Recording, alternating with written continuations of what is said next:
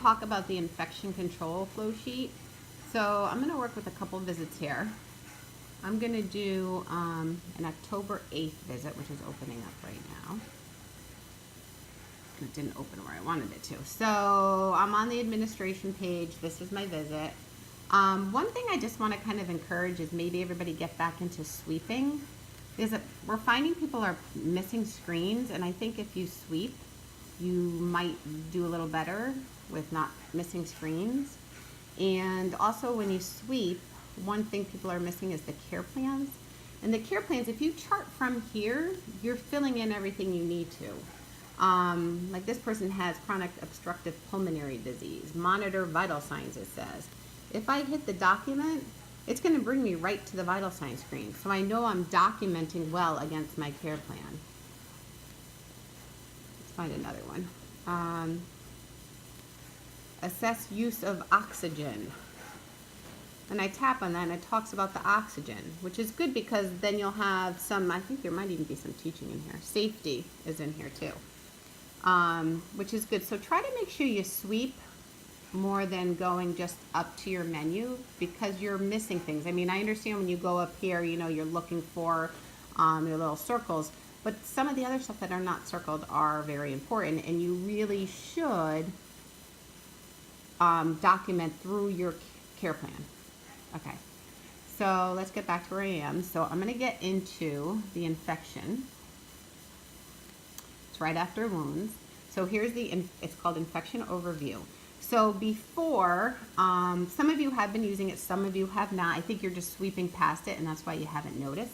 Before, there used to actually be, under your assessment, used to be an infection spot, but it's not here anymore because they're just giving you the infection flow sheet. So what you have to fill it out. If somebody has an infection, very important to fill out because this is how we capture it.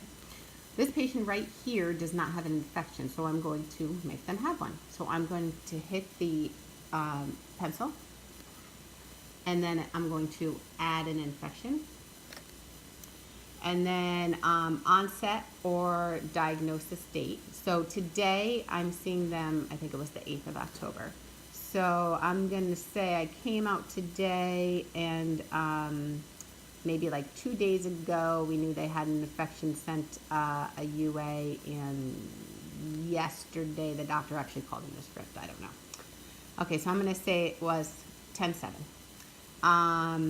Type, we'll say they have a UTI with catheter. Source or predisposing factor, well, I guess it's the catheter, urinary catheter. Organism identified, if it's only 1 day out, maybe we don't have it back yet, which would be unknown.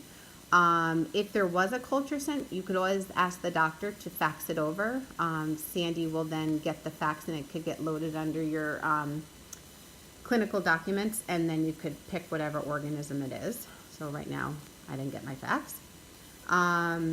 Isolation measures, I'm going to say no because not C. diff or MRSA, but if somebody had like C. diff or MRSA, you would say isolation measures and they would be on contact. So that's how that works, but right now my patient does not have any. Treatment, yes, my patient is on an antibiotic and they're on macrobid. And you hit for done. Okay, and any other treatment, maybe increased fluids or cranberry juice or something like that. And then when you're done, up in the corner, it says done, and you hit done. So that's how you start your infection, right? So apparently they must have had one before. I think I put one in there before as the assessor resolved. But this is the new one I put in, UTI with catheter. Okay, good. So I'm done. That's all done. Perfect, everything's done. You can then, once you put it in, you can assess it.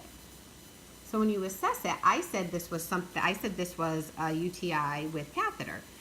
If I said it was respiratory, it would bring you to a respiratory. If it was GI, it would bring you to a GI screen.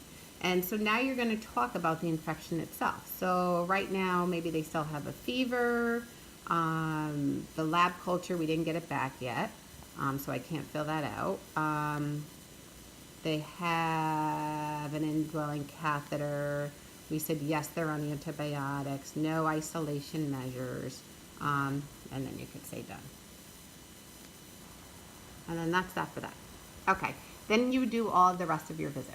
So this is my October 8th visit. Then I come back and visit this gentleman on October 22nd. October 22nd, I'm going to come back. I'm going to do a, what am I doing? A follow-up.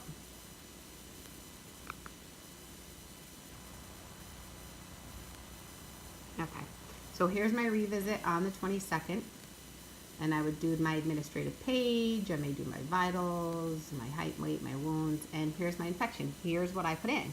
So this is already in. So I'm not putting anything in, but on this day, they're still on their antibiotics, so I'm going to assess what's going on. And I hit the assess. And again, I'm going to say, oh, there's no fever today. There's no odor. No signs and symptoms. They're doing better. They've been on antibiotics for a week. Oh, you know what? I got back my culture and they showed E. coli. They still have their catheter, antibiotics, they're still continuing it. Or maybe they had to change it, but they're still continuing right now. You know, maybe just contact precaution, really nothing special. It's regular precautions for them. Infection use, hand hygiene maybe, and maybe proper use of equipment, maybe even peri-care or catheter care you could write in here. And then when you're done, you hit done. And then you go on with the rest of your visit. And see how it has a little check mark? So you assessed for this visit. Okay, this is my 22nd visit. Okay, I finished my visit. I submitted. Everything's fantastic. Now I go back to see this person today, which is October 21st.